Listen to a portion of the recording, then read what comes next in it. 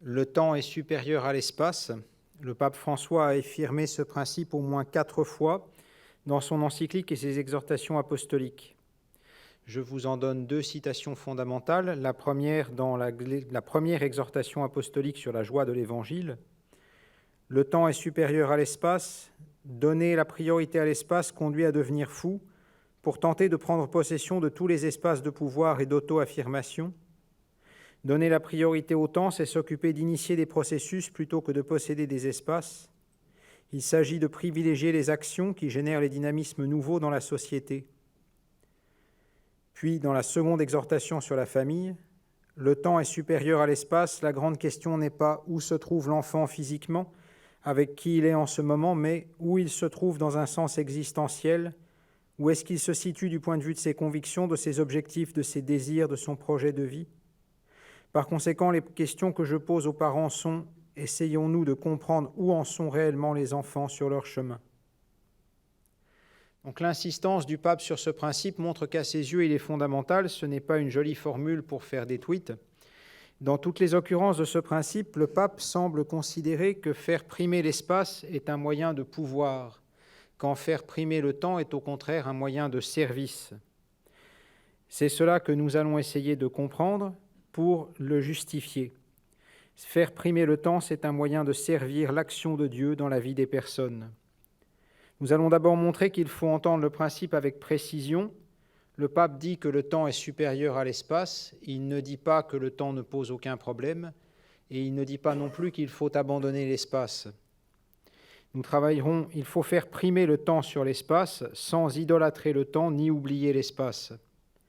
Nous allons travailler sur un plan à la fois philosophique et théologique. La définition la plus claire de l'espace et du temps a été donnée par Leibniz. L'espace, c'est l'ordre des coexistences. Le temps, c'est l'ordre des successions. L'espace me donne une foule de choses à la fois. D'un seul coup d'œil, je peux voir tous les livres de ma bibliothèque. Mais le temps ne me donne qu'un instant à la fois. Ce qui a été n'est plus, ce qui sera n'est pas encore. Je ne peux lire qu'un seul livre à la fois et encore une seule ligne à la fois. Kant, qui se pensait comme l'héritier de Leibniz, ajoutait un élément qui est essentiel pour nous. Il y a des phénomènes qui se déroulent dans le temps sans passer par l'espace, comme la mémoire ou le rêve, mais il n'existe pas de phénomène spatial qui ne soit pas aussi temporel. Tout vécu de la conscience se déroule dans le temps. Le temps prime sur l'espace parce qu'il faut du temps pour parcourir l'espace, il ne faut pas nécessairement d'espace pour parcourir le temps. Mais donc l'espace permet la coexistence. Ce fait montre déjà que l'espace est un lieu de possession, alors que le temps est un lieu de pauvreté. Nous allons développer ce fait et il nous en révélera d'autres. L'espace est le lieu du contrôle, donc des classements, de la fixité, y compris dans le rapport à soi. En permettant la coexistence des choses, l'espace permet leur accumulation, quand le temps, au contraire, suppose à la fois la patience et la perte. Tout s'use au long du temps, et l'Évangile comporte plusieurs paraboles rappelant que la richesse la plus extraordinaire ne résiste pas au cours du temps, ne serait-ce qu'à cause de la mort de son propriétaire. Dans une des paraboles, Jésus montre le riche qui accumule ses récoltes dans des greniers et qui est appelé à mourir à l'instant où il pense pouvoir se reposer. Aujourd'hui, avec la crise immobilière, la richesse se marque souvent en espace. Le riche possède un ou plusieurs appartements spacieux ou des résidences secondaires, quand le pauvre vit dans des logements étriqués, voire se tasse la nuit sur une bouche de chaleur. Parce qu'il est un lieu de coexistence et donc d'accumulation, l'espace permet le contrôle. Il est possible de survoler l'espace pour s'en faire une image complète. C'est tout le sens de la cartographie, de nos plans et autres. Dieu seul est capable de survoler le temps pour voir d'un seul coup. Notre société excelle dans le contrôle des espaces. Un grand lieu de réunion publique, comme un stade pour une finale, est cerné d'enceintes. Les entrées et sorties sont marquées, balisées. La place de chacun dans le stade est prédéfinie avec des issues normales et des issues de secours. L'ensemble est surveillé par des policiers, des caméras de sécurité, des drones. Chacun de ces moyens permet d'agir sur un maximum de personnes à la fois. Leur efficacité n'est jamais parfaite, mais elle a été démontrée au Stade de France en novembre 2015 en empêchant les terroristes d'entrer.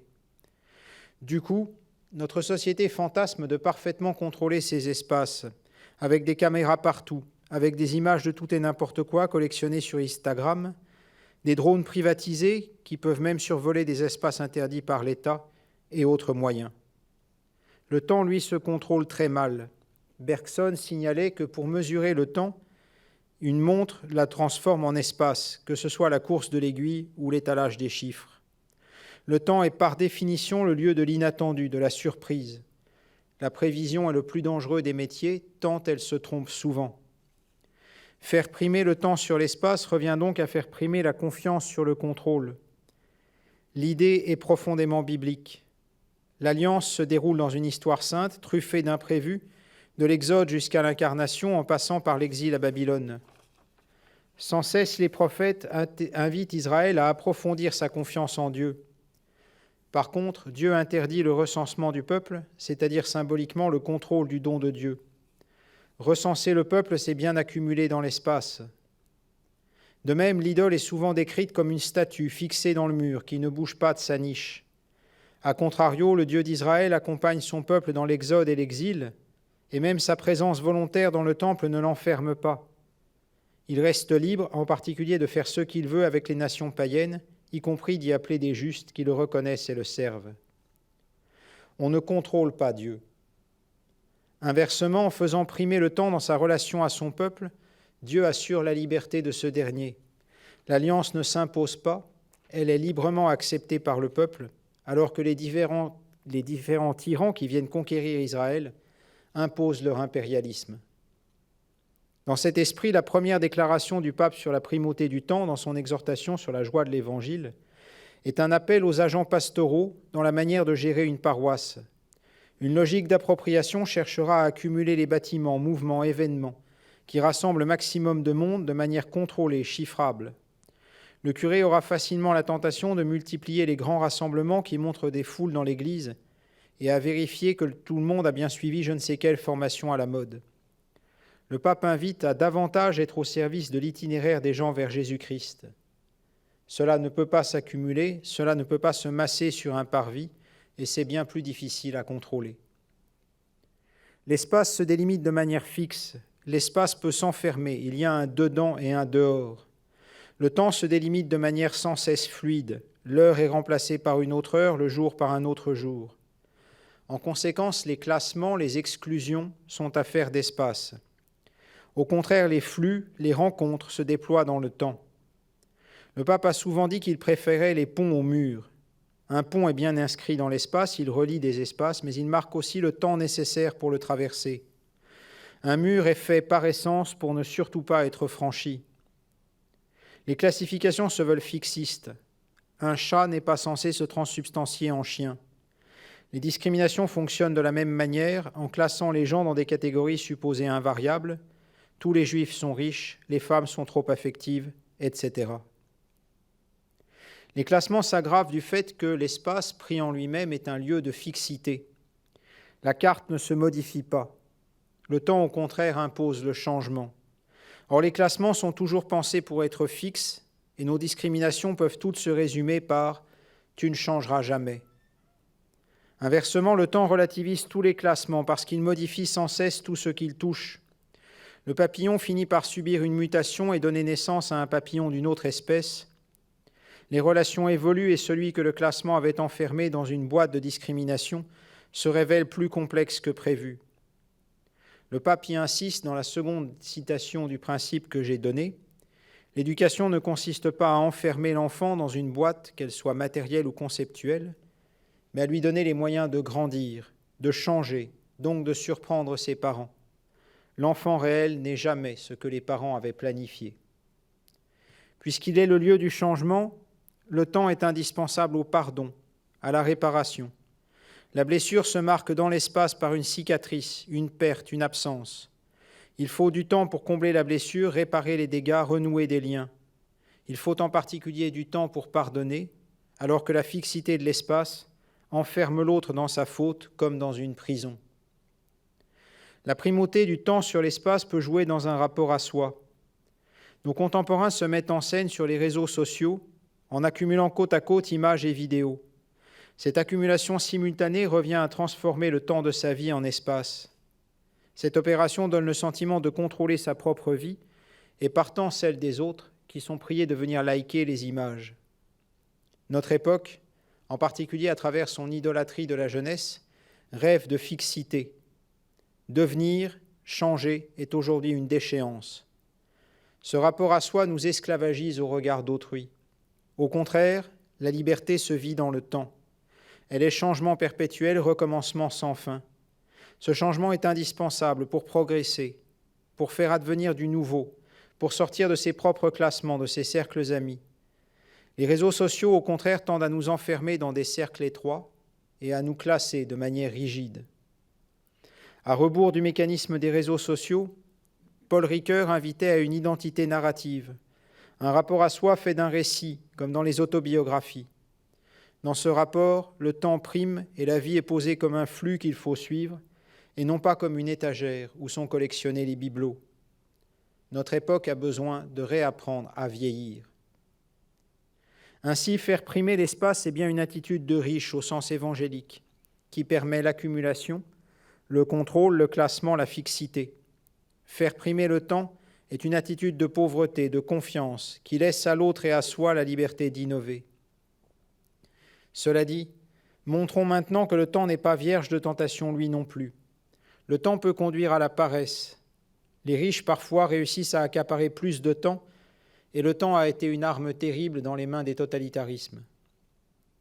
Patience et confiance pourraient inciter à la paresse.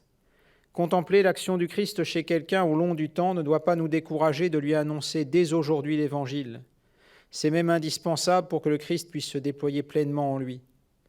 De même, oser croire que le pécheur pourra se convertir demain n'est pas une excuse pour se taire devant son péché aujourd'hui. La ferme dénonciation des fautes de notre époque par le pape le démontre.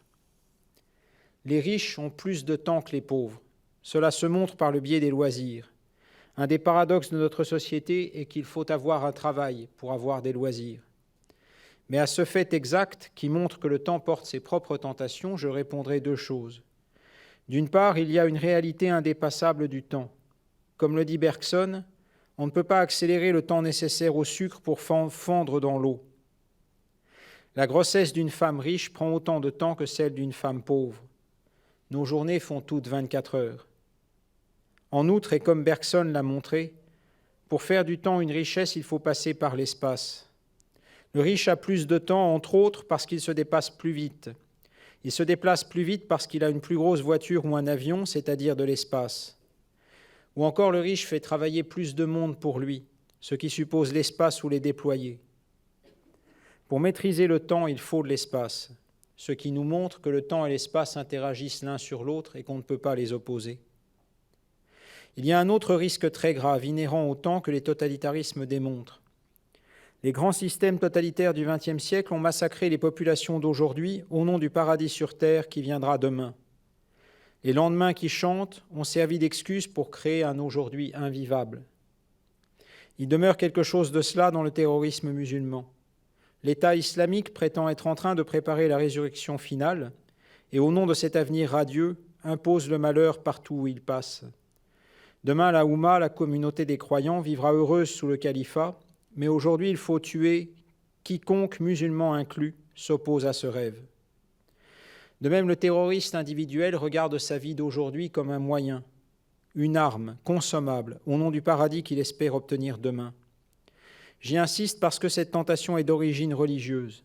Elle a existé dans le christianisme sous la forme des émeutes millénaristes extrêmement violentes, comme la guerre des paysans en Allemagne au XVIe siècle. Faire primer le temps sur l'espace ne nous autorise pas à saccager les espaces d'aujourd'hui. Refuser d'accumuler comme les riches de l'Évangile ne signifie pas s'autoriser à tout gaspiller. Ainsi, le temps doit primer sur l'espace, mais si cela protège de bien des tentations, cela en ouvre aussi d'autres. Et in fine, il faut que l'obéissance à Dieu prime et sur le temps et sur l'espace. Enfin, montrons que la primauté du temps ne doit pas nous conduire à oublier l'espace.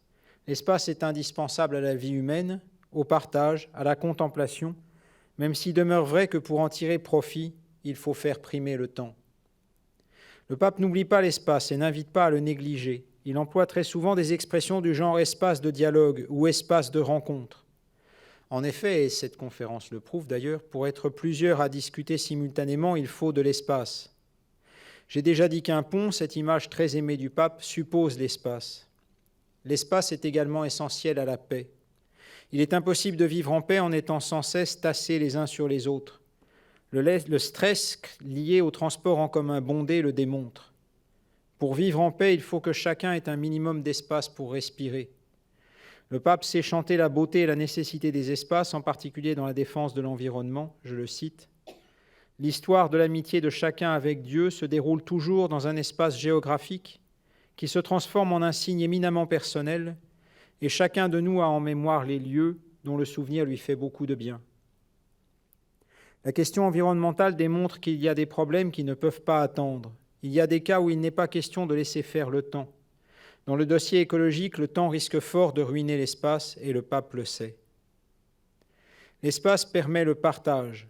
L'expression courante « donner son temps » est incorrecte. Personne ne peut vivre ma journée à ma place, alors que je peux loger quelqu'un dans la chambre d'amis ou que la commune peut ouvrir son gymnase pour accueillir les SDF par grand froid. Le conflit israélo-palestinien sera enfin résolu quand ces deux peuples auront appris à se partager l'espace. L'espace est indispensable à la contemplation. Je ne vois pas ce qui est au bout de mon nez. Pour voir quelque chose, j'ai besoin d'un minimum de distance. Cela est vrai dans le rapport au monde. Les photographies aériennes puis les photographies satellites nous ont permis de mieux découvrir la beauté de notre planète autant que sa fragilité.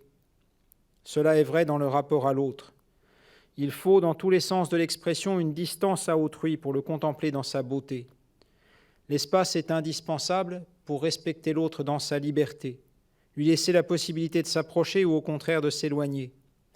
Nous le voyons dans la Genèse où l'homme s'émerveille de découvrir la femme qui est présentée devant lui. Nous l'avons dit, la pauvreté est souvent un manque d'espace et servir le pauvre suppose aussi de lui concéder un espace où il est réellement chez lui. Lorsque j'étais aumônier d'hôpital, nous nous interdisions d'entrer dans la chambre d'un patient sans son autorisation explicite. Et plus encore, quoi qu'il arrive, même si nous y étions invités, nous nous interdisions de nous asseoir sur le lit du patient. Le patient a besoin d'un espace qui soit véritablement à lui. Et ce, dans un univers, l'hôpital, où il en manque cruellement. Enfin, cela est vrai de Dieu. Dans l'Ancien Testament, Dieu apparaît dans l'espace avec une certaine distance, caché dans la nuée ou bien de dos. Finalement, il se révèle pleinement dans le corps de son Fils Jésus-Christ, exposé devant nos yeux sur la croix. Ils regarderont, dit l'Évangile, vers celui qu'ils ont transpercé. L'espace n'est pas absent de la Bible. L'Alliance est une histoire sainte, mais elle conduit en terre promise et finalement à la Jérusalem céleste, dont l'Apocalypse délivre le plan qui est éternel. À la fin de l'histoire, Dieu régnera sur tous les espaces.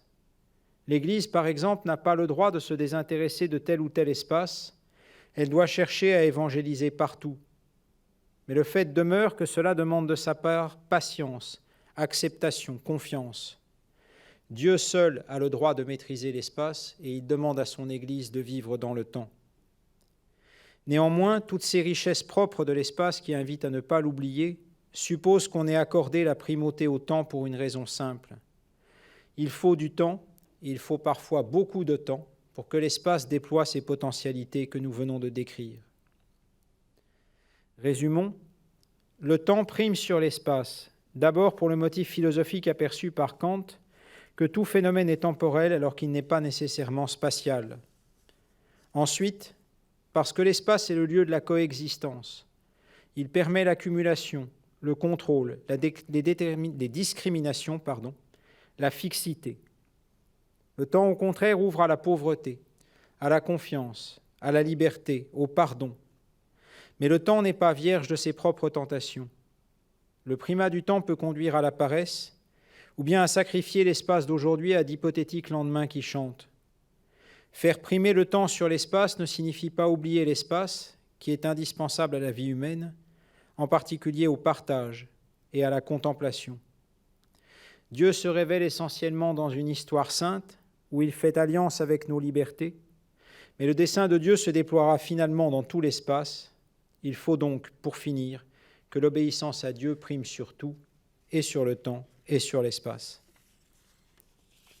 Merci.